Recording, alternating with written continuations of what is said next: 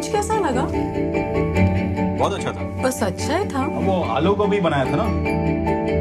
Aunty डब्बा किसी और को चला गया लगता है। Play in front of this door again. I'll chase you down with the street. कल खाली डब्बा भेजने के लिए आपका शुक्रिया। आज भेज रही हूँ पनीर, मेरे हस्बैंड का फेवरेट, ईला।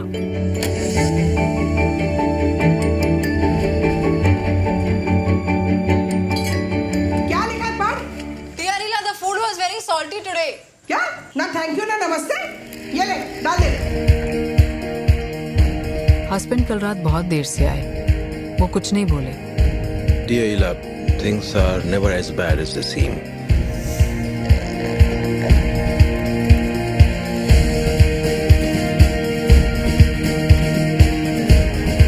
क्या बात है सर, आज तो बड़े खिल रहे हैं।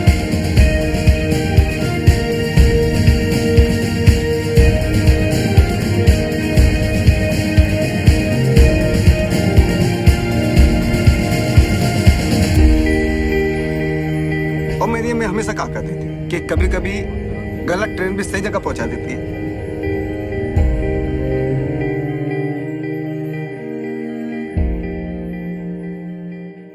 Movie making is definitely becoming a more global business, and there's a wider discussion to be had about that in general, which we've already started here on Beyond the Trailer, particularly on shows like Movie Math and Morning Movie News, as the industry spreads, but not just exports, but imports. And that's why I wanted to show you the Lunchbox trailer, because I think it's a great example of this new importing. Now, of course, we've always shown foreign films here, but they've always kind of just played in the specialty market and never really gone wide. I'm hoping that as our films go out more, as foreign film and inspires foreign film markets to up their game, I hope that content comes back here and is seen by a wider audience. I would love for us to eventually get to a point here in the United States where we have our, when you go to the multiplex, when you look at what's playing at the box office, you see movies from around the globe, just like they do in every other country. America is very singular in that we really only play our own movies.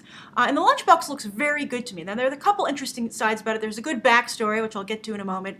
But just for the film itself, I just love how it's just a perfect snapshot of Indian culture, even today, because I think that we can be lulled into a false sense of understanding of the global community because the internet makes the world seem so small. But in reality, even though we can reach out and communicate more, we still do not really have that shared experience yet. Experiences are still unique. I mean, I love the fact that there are so many people from around the globe who watch Beyond the Trailer. I have to tell you, I have a really great time when I'm going to check the, how the Oscar poll is coming along for Beyond the Trailer. I love going and seeing, they can tell me where everybody votes from. And I love seeing where people are voting from. It's great. There are just countries that you would never expect, and it's just so wonderful. And I mean, I really appreciate everybody tuning in. And I'm trying to, so that's why you'll also see Beyond the Trailer kind of drifting into a little bit more of a globalized view. For instance, Movie Math starting to include worldwide numbers, just as Hollywood is doing. So as much as I might speak to some of you guys in India, and I follow Bollywood and what's going on with the film industry there and what the influence is, I, for instance, had no idea about this Lunchbox service, delivery service, and I think it just sounds wonderful. Even from the British films that are made about India, they don't capture those kind of details that people from India who were born and raised there can capture so perfectly. I'm really in my mind referencing The Best Exotic Marigold Hotel, a very good movie, or films like Eat, Pray, Love, where you get to see India, but that's really, like a touristy view of it. I really like this, from the population being with the group. And Slumdog Millionaire, to some degree, I guess got into this a little bit, but that had fantasy elements to it. This, I love the realism here, that I feel like I'm actually not just visiting India, but when, they say, if you really want to understand a place, go live there for a while. So I really like that aspect. I'm also very impressed that this film is from a first-time director. His name is Ritesh Batra. Oh, I copied my notes up here, so my eyeline is better, so sorry. Ritesh Batra. And this is his first feature, and it's really well done. And he has a really good, I think, feel for the, the standard feel-good, light movie, which of course is a specialty here. People make a lot of money off that in the United States. Nancy Meyers, for instance, comes to mind. Really is specialized in this kind of film. And I think Ritesh Batra could have a future either making more films like this in India, or perhaps he could come here. I think as hopefully the globalization goes, we'll see more directors going back and forth. Justin Lin, as I reported on Morning Movie News, is going to go make a movie in China. It would be great to see a filmmaker come here and make a movie, then maybe go back and make a movie in his home country, or maybe go to another country. It would be great if we could could break down the barriers of talent. So I think he's very good. I really think that he's done a very nice job here. This has a great feel to it and makes it, I think, more likely to cross over to mainstream audiences because it's very accessible. It just happens to take place in India, but still has, an authenticity to it. Also, the lead actor here, Irrfan Khan, and I feel so bad that I had to write his name down to remember it. I think that, of course, everybody recognizes his face. He gets a lot of work. He was, of course, I think most people would know him from The Life of Pi, playing the adult Pi. But he's a really wonderful actor. He also was in The Amazing Spider-Man, playing a semi-villain, I guess. That really wasn't a good use of his time. I guess it was a big blockbuster, so it was a good use, but still, not a good use of his talent, I guess. But he's a very talented actor, and of course, that makes me also eager to see this film, because just like any American actor, actors build up a reputation and you trust them. I mean, that's how Tom Hanks built up his whole career, until he kind of, The Lady Killers, I think, was like the beginning of the end of audiences' trust in him. And I think Leonardo DiCaprio is enjoying that trust right now.